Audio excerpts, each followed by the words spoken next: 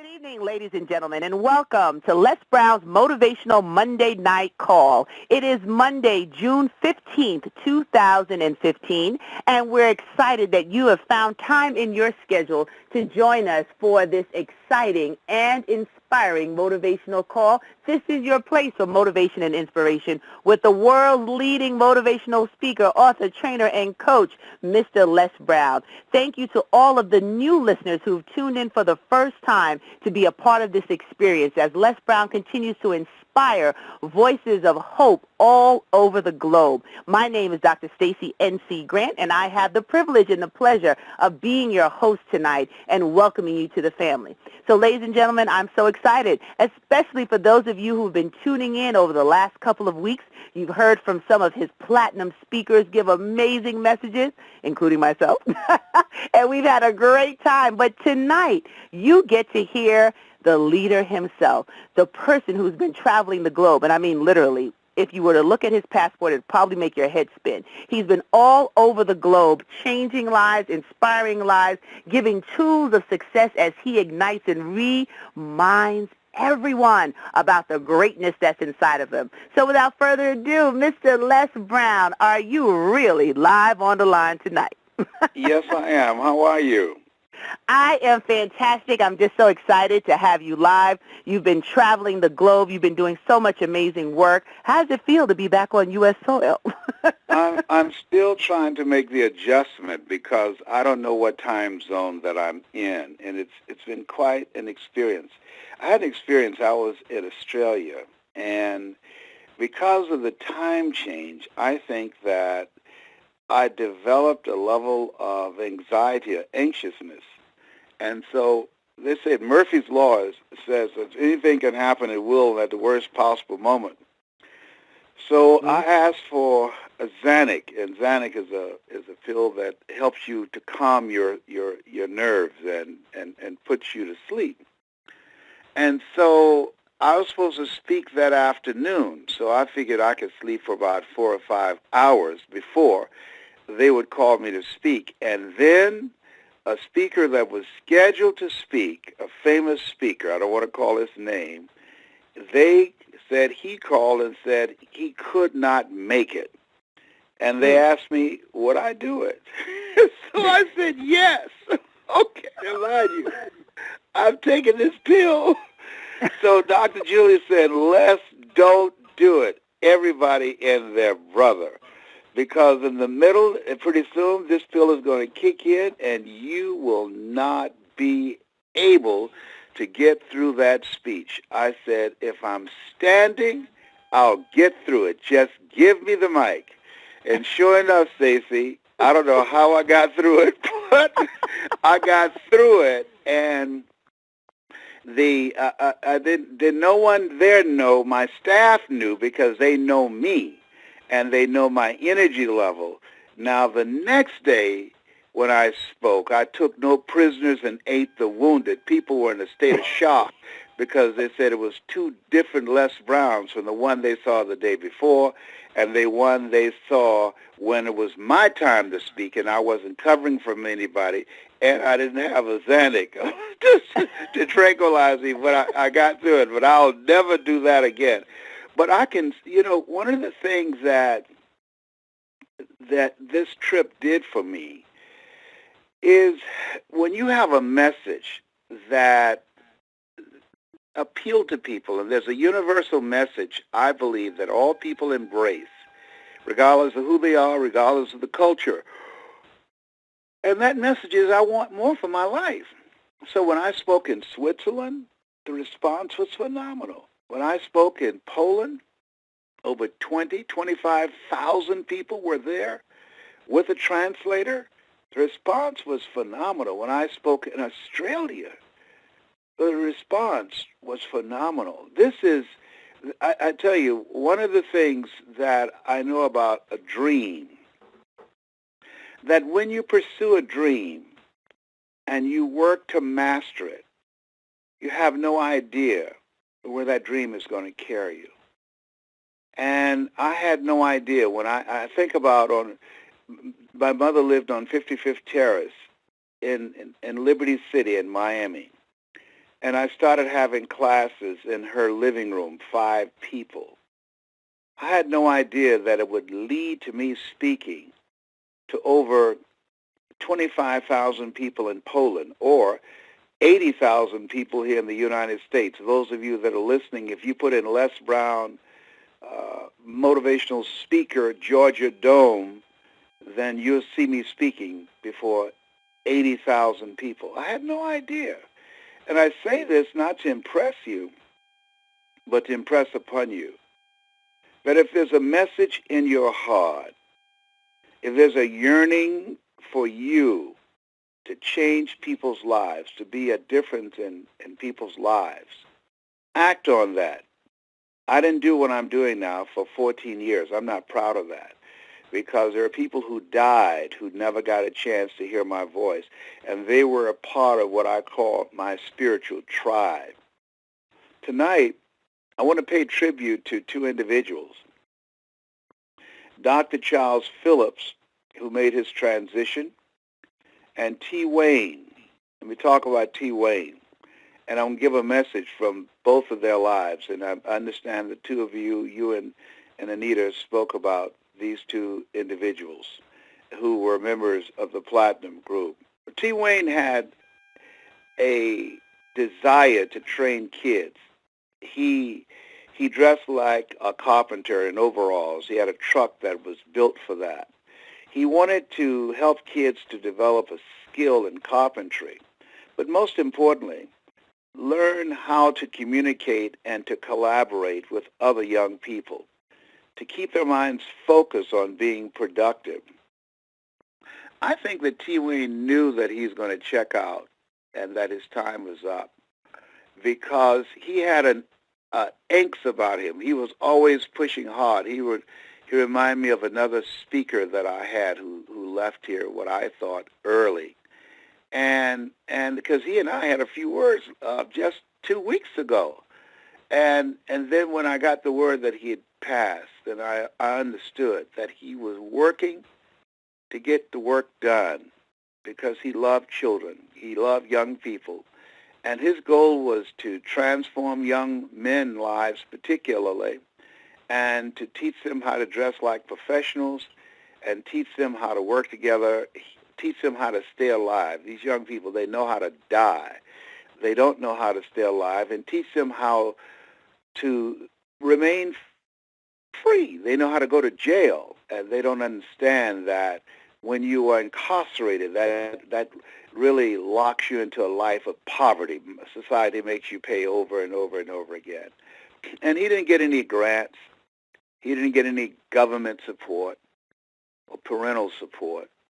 T. Wayne, with the limited resources that he had, I went with him to his alma mater, the college that he went to, and he was just out there scraping and scuffling and doing what he could for our young people. And he is gone now. He and I both are cancer conquerors. He left us. But his work, my goal is to help keep his legacy alive and the passion that he had for young people. Dr. Charles Phillips was one of the people who joined the Platinum Speakers Training in the beginning. You heard me speak in Washington, D.C. years ago.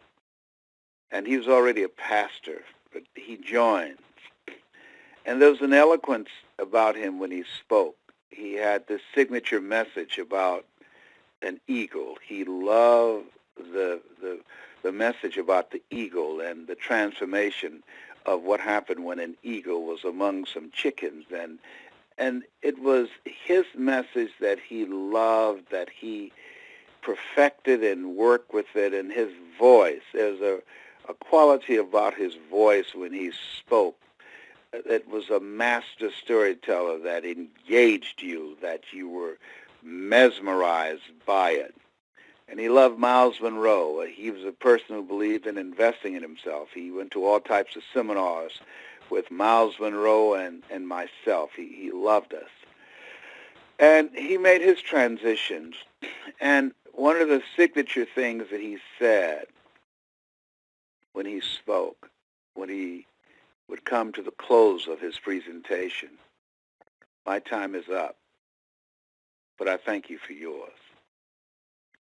And so these young men, one who had a passion for young people and who made his mark with many young people in Columbus, Ohio, and the other who had a passion for speaking in and out of ministry, these two men who decided to use their voice to give people a vision of themselves in the future have served their time. As I look at and been reflecting on the meaning of life, someone said, don't ask what is the meaning of life. Ask, what is the meaning of your life? That's what Viktor Frankl said. What is the meaning of your life? And to me, I was with my youngest son, Patrick, who came on the road with me recently. And I said, Patrick, out of nowhere, I said, do you know what I just came up with? He said, what, Dad? 3 things about life. I says, number 1, I say, we have a reason, we have a season, and we are to enjoy ourselves. He said, what are you talking about?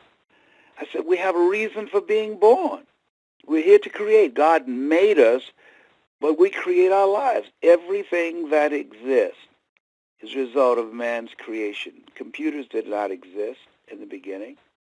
Air conditioning, hotels, airplanes, everything that's here that we see, man created. God made us, but we create our lives.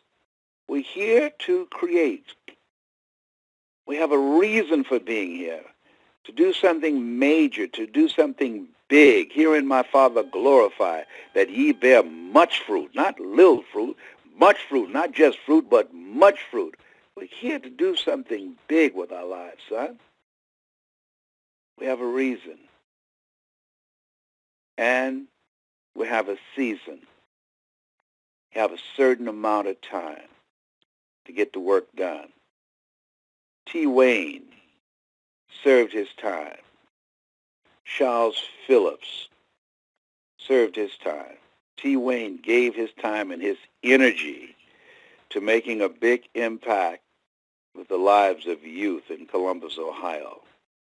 And Dr. Phillips served his time in speaking in and out of the church to give people a larger vision of themselves. And they carved out time to enjoy themselves with the people they care about. And so when I look at my life now, and I believe even at 70, my best years are in front of me. Your best years are in front of you. See life in 3 categories. That you have a reason for being here. It's been said the 2 most important moments in our lives, the day that we are born and the day we realize why we're born. And we have a season. Aurelius said, stop living like you have 1,000 years to live. Somebody said life is short, and then somebody else came along and said, no, life isn't short. It just takes most of us too long to start living.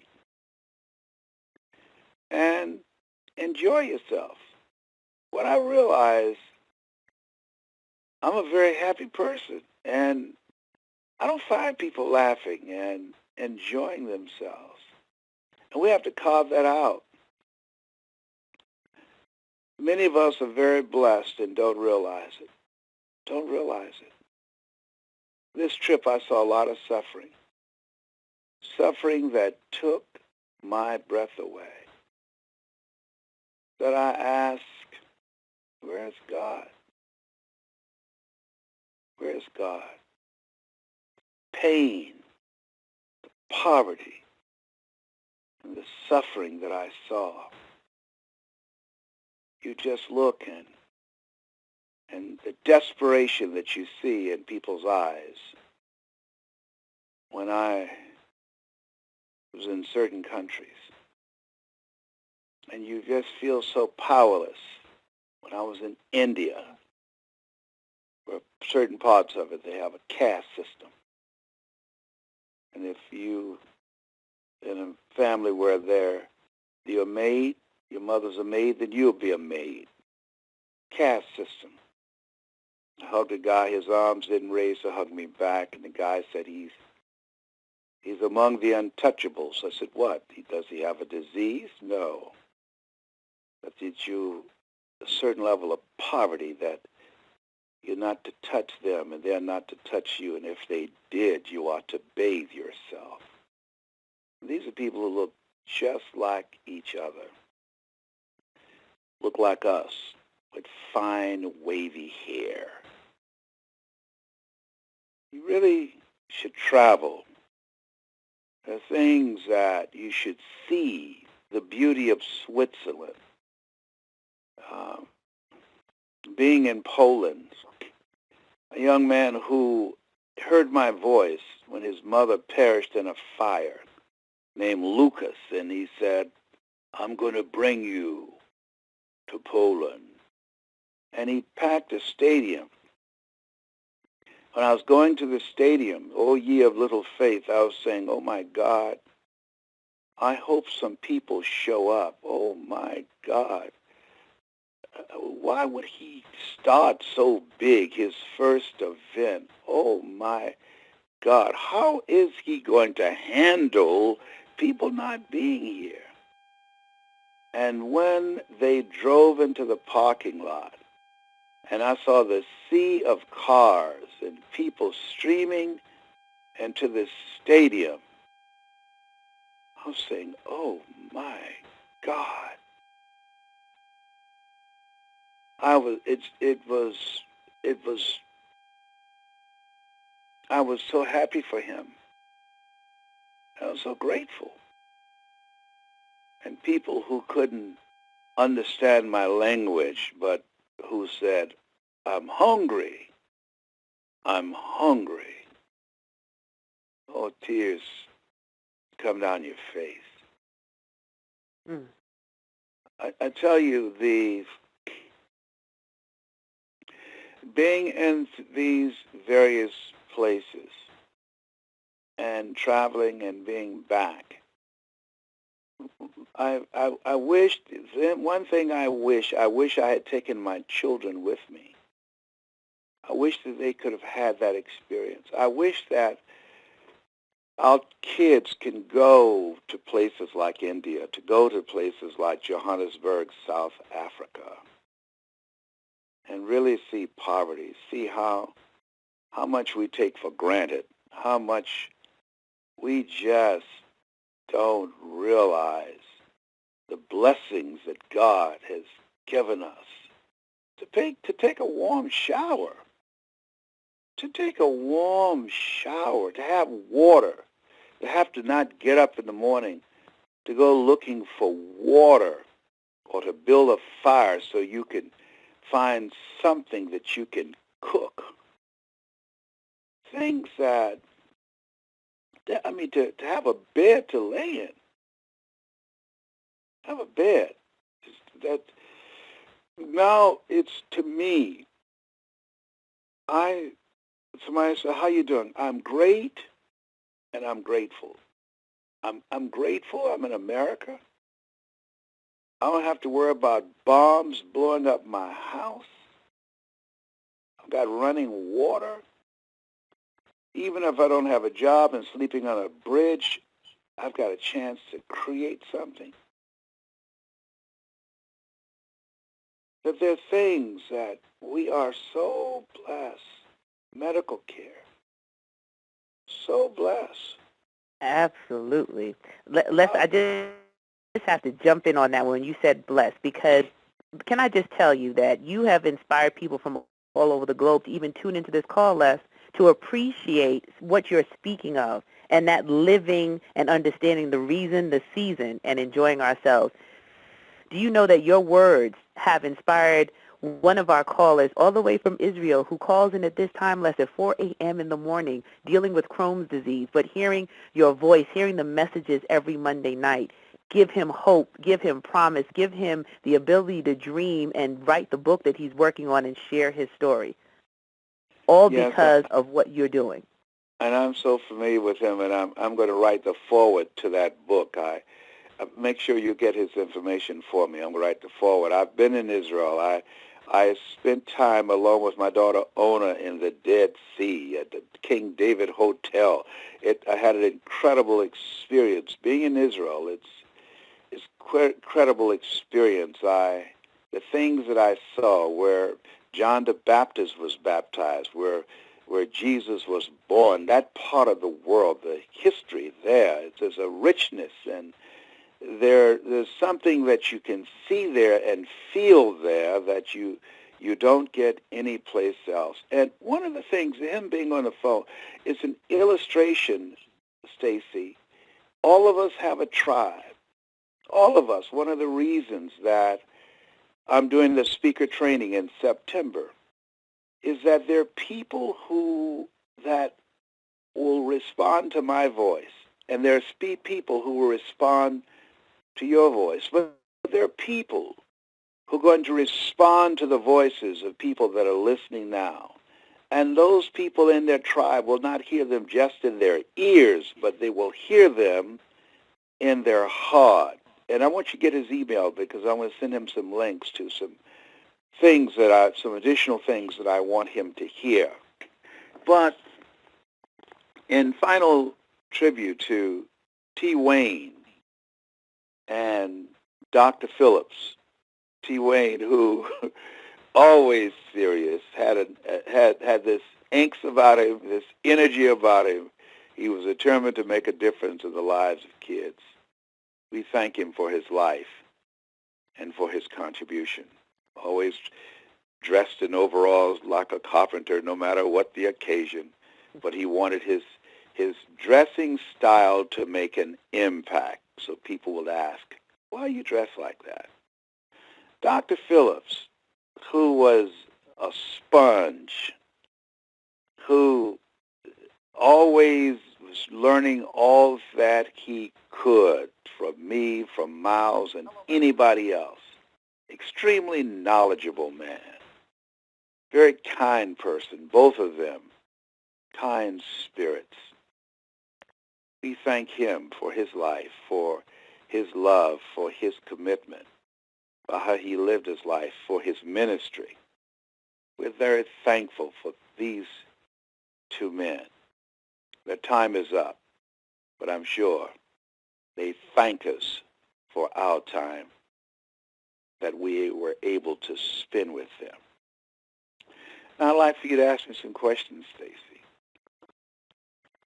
Absolutely. One of the things that you said, Les, which really, I want to go back to the beginning of tonight's call when you talked about the fact that you took that Xanax and everybody told you not to hit the stage because you didn't know what it would do to you. But there's a power in doing what you've been called to do. And there have been callers who've been on, listening, hearing, and they're still unsure, Les, about how to stay in that authentic space, how to still live their dreams when things are going wrong or the bank account is not adding up and the relationships might not be right. But you stood in your authentic space. You knew that you would still be able to speak once that microphone was in your hand. What would you say to the callers tonight who are still on the fence of believing that they have what it takes? It might not be a Xanax pill, but it might be something else in their life that everyone is telling them that they won't be able to perform because it's in their way. And that it will put them to sleep.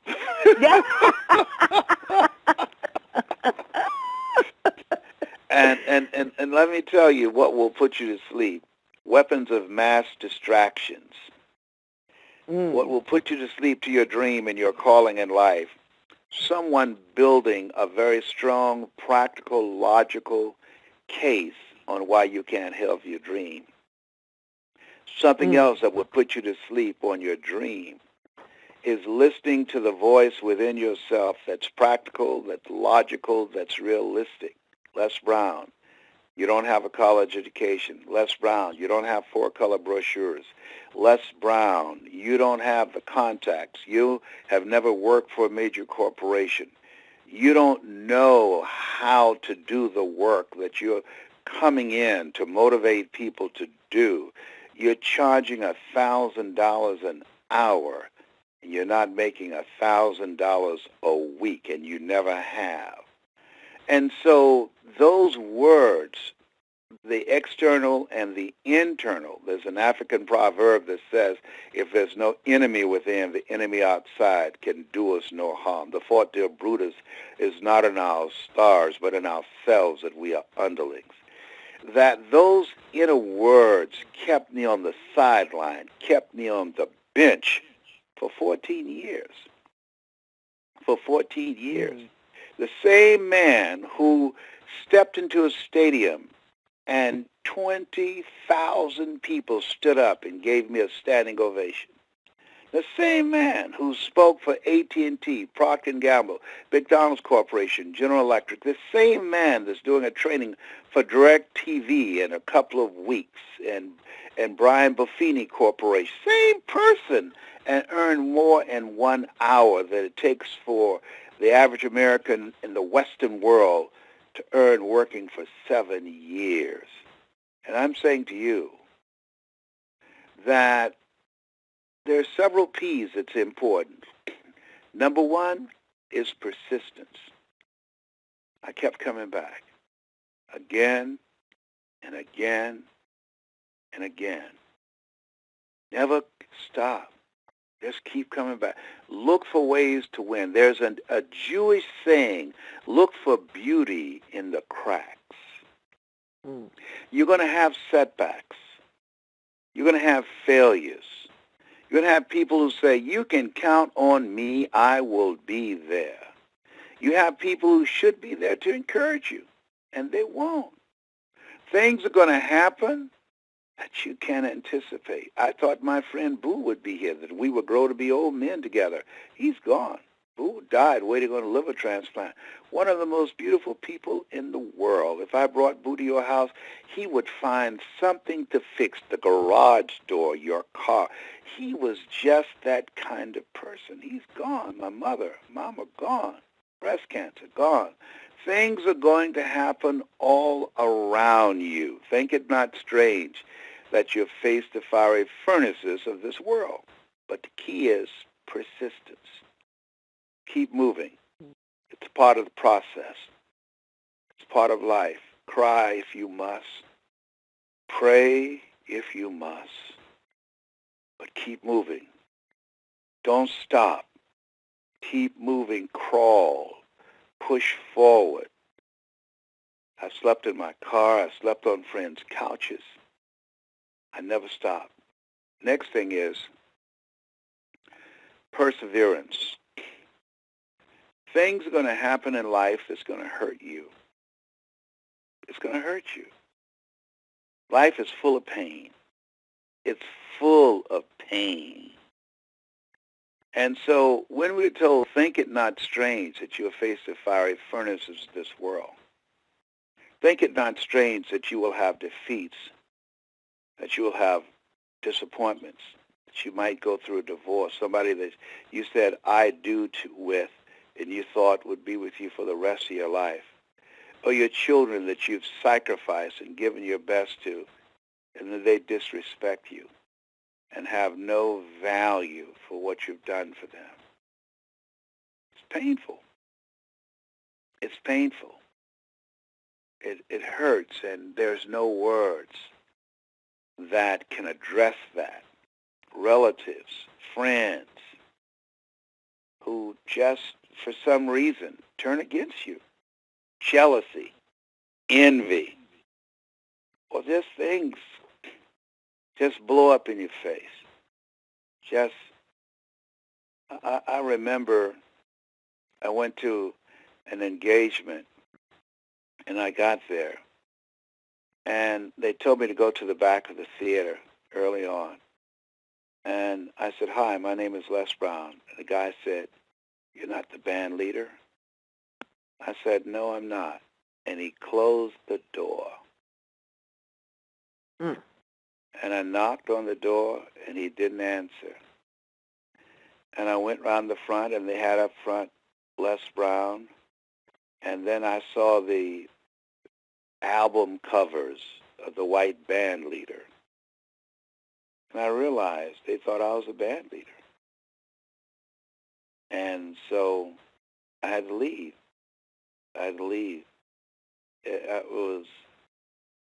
It's crushing.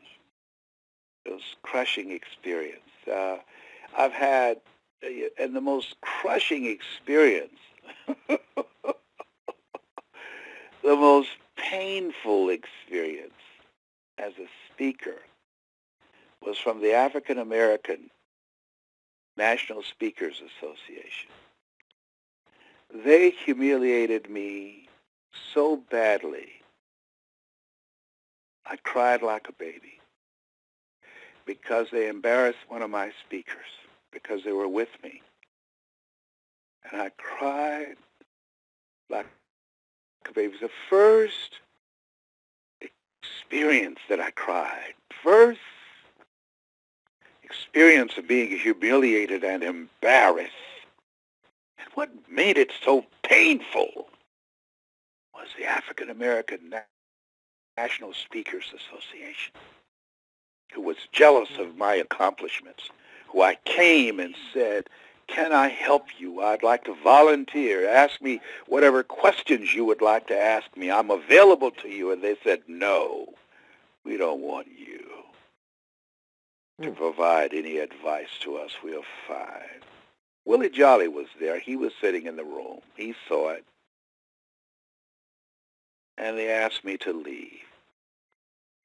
That was the most embarrassing moment, most humiliating in my life as a speaker that I've ever experienced. No one has ever treated me like that, and I wasn't accustomed to that. People from all walks of life have embraced me and my message, and I could not understand it. It caught me off guard, but that what I realized, when you have dreams, things are going to happen. Things are going to happen to you. And who you become as you push forward, as you're willing to persist and persevere, it develops a spiritual part of you. It introduces you a part of yourself that you would not know otherwise. I don't even know my parents' name. I'm adopted. And when I think about the poverty that I came up through under a system, the government had laws to hold people who look like me back. And I was still able to come through and to share with people the methods and the techniques that I've learned. I remember a song by Aretha Franklin, How I Got Over. How I got over. Sometimes I look back and I wonder how I got over. Everybody, I want you to write this down. And Stacy, this is a speaker's dream. It's called Periscope. Periscope.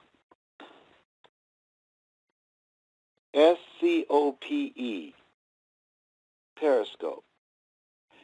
And this, you can every day, people can see you or can see me live if we come on. It's really exciting. Right now, just if you have a passion for making a difference in people's lives, this is a tool that will allow you to do that. You talk to people around the world. Periscope, Periscope.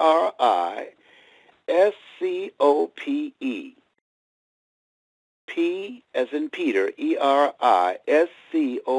Download the app and I'm going to be on there very shortly, and then indicate to me saying, Les, I was on your call, and I'll be able to see. Let me get my glasses and let me get my mascara to cover my gray right quick before I come off. You got anything else to ask me? I done forgot the question. You went on a roll. I know when to let the master share, and I think you shared quite a bit tonight, and the callers are just so excited to hear your voice, and as you spoke about how you kept the faith, how you used, the persistence and the perseverance and understanding the weapons of mass distraction. What I would love for you to share before we close out, and if you have enough time to maybe listen to one or two callers who for the first time are hearing your voice tonight because they've been listening to myself and Anita and the Platinums, but they wanted to just tell you how much they love you themselves directly. We'll do that for 2 minutes. All right, well, let me just say to you and Anita, thank you so much, because to me, real leadership is preparing for people to replace you, and your skills, your knowledge, your growth has been phenomenal. One of the things that I am determined to do, every country that I spoke in, every stage that I went on, it was all headlined by men. There were no women. And I said to my promoter in Switzerland and Poland and Australia, I said, there's some women who can speak too, and I will introduce you to them. In South Africa, there are no women out here. And you have no idea of the women who, when you speak, that will just hold on to your words, that will make a difference. There are things, how a woman is seen and treated in America is different than other countries. Different. Oh my God. There's parts of India where if a father says to a guy, I want you to marry your son to marry my daughter, and she takes him a dowry, and the dowry doesn't have enough money, then that family has the power to throw gasoline on her and burn her to death. Oh, it's just stuff. And there are parts of Africa where men rape babies because they believe ignorantly they won't get AIDS. That when I was in South Africa and Nigeria, they had signs, don't beat your wife, and then the subtitle said, during the day because it will disturb the neighbors. It was, in the night it would disturb the neighbors. Beat her during the day so her yells and screams would not wake the neighbors up. And there were signs in South Africa for 15 days. Let's not rape, molest, and abuse women and children. Wow. That people who do volunteer work and different parts there have a rape kit that they're given because they are guaranteed to be raped. And so this kit is for them not to get pregnant. I'm talking about stuff that barbaric, senseless, inhumane stuff that boggles the imagination. Wow. Boggles the imagination. You just say, whoa, oh my God, who would harm children like this? Who would harm women like this? And I believe that we're here to reduce this pain and this misery and this poverty. We're here to reduce this brutality and this abuse. We're here to reduce the rape and the disrespect and dehumanizing of women. We're here to create a sense of humanity. We're here to eliminate this insanity. We're here for that God has chosen us. We're chosen out of 400 million sperm. We're chosen to do a work. To do a work. Absolutely. So every day when I get up, my prayer is, use me, God. Use me for your good. Use my voice. Use my voice to awaken people, to expand minds. A young man who used to be involved, I'll be talking with him this evening, in sex trade. He was part of a group of other men who would rape and kidnap young girls and sell them. And somebody gave him one of my cassette tapes, and he heard my voice. And he said there was something in him that said, I can't do this anymore. I can't do this anymore. And he stopped. He stopped. And we're in communication. I'm helping him to get his life together. He stopped. He stopped. He said, I just can't do this anymore. Something that I said that spoke to the humane part of him. I believe, Stacy, we all have the capacity to do that. I really do. Yes. Yes, absolutely. And once again, Les, on behalf of myself and all of the Platinums who have the privilege of working with you, we say thank you for not waiting one more year, one more moment to stand in your purpose, to use your voice, to show us by example what it means to save lives. Because as you said, we don't know who's listening, whose life could be changed just by the words that we speak. I had a similar moment, Les, that I got a phone call from a gentleman who was at a program I did years ago, and he came across one of the products that I sold at the event, and he said he put it in, and it was a moment that felt like his life was being saved because he was so low and in a depression, and it broke him out, and he reached out to say, please send more, and how can I enroll? I was in shock, Les. That hadn't happened to me recently, to know that someone years ago was able to find something that I actually produced and share with the world, and it was able to save and nurture them in that moment. All I could think about was what you tell us all the time, that we have to get our message out, that we have to share our story, that we have to document what we're doing because we never know whose heart it will land in. Absolutely.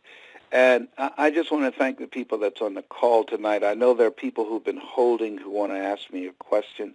I'll take two of those, then we have to get ready for the Platinum call. But for all of you that are listening, how many people do you have? Can you see how many people are listening?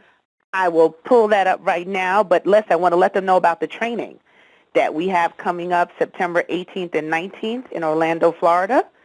Yes. So for those who actually want to be a part of that event, they can log on to www.lesbrown.com to get more information, or they can call. Sign up right away.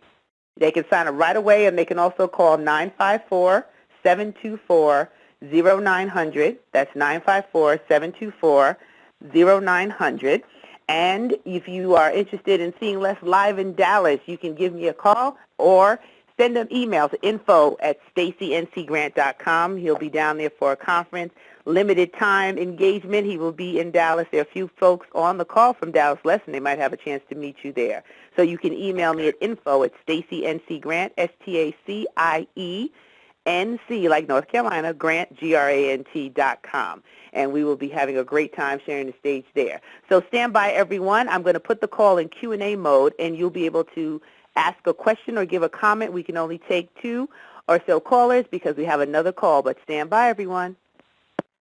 All callers are unmuted. All callers are muted and may unmute themselves by pressing *6. Okay, ladies and gentlemen, press *6 to unmute your line, and please tell us your name, and you can go ahead with your question and or comment for Mr. Brown. Hello, can you hear me? Yes, go right ahead. Hi, hello, Mr. Brown. My name is Melvin Daly. I'm out of Atlanta, Georgia. I am honored to be on the call with you. I saw you on your Periscope, and I look forward to getting more of your information. Thank you very kindly. What city are you in? Atlanta, Georgia. Oh, okay, very good. My daughter lives there. Mona, fantastic. She has the radio show on Sunday nights there. Okay, well, we look forward. Okay, and you can mute your line. I've got to figure out what time it's going on. Yes, you can mute your line back because we can hear the background now. It sounds like you're outside. You know what? Listen, Stacey, All callers are muted. because of that and because of the time zone that I'm in, I don't know where I am right now.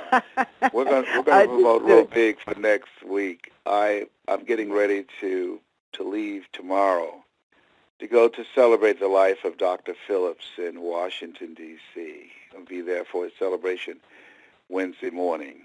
And I took a hit emotionally. These are two very good friends of mine that we have lost their participation and their visibility in doing the work that we do. And so I want to thank everybody for listening. Thank you once again for the work that you've been doing, and Nita Boo, and all the other platinum speakers that you brought on. I'm just grateful that God is using us in a special way. Words are very powerful. In the beginning was the Word. Nothing happens until it's spoken. So thank you, love you, and appreciate you. And I'll see you on the Platinum Call, okay? Absolutely. Love you more. And thank you. And ladies and gentlemen, you can check out Les Brown at lesbrown.com. You can also visit him on his Facebook page. That's brown.les, brown.les. You can tune in there to get information. Yeah, and don't forget about the Periscope.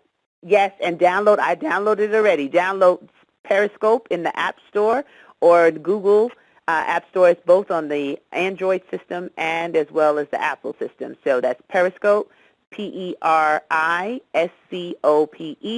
And you can also find Mr. Brown on YouTube and tune in to the videos that he has posted there. So this has been an amazing evening. Welcome again to all of you first-time callers. We look forward to having you back again. And for all of our faithful listeners, thank you for being a part of this community. You go out now and inspire and help change this world by changing one life at a time. This is Dr. Stacey N.C. Grant wishing you an awesome and an incredible life. Bye for now. Love you, Les.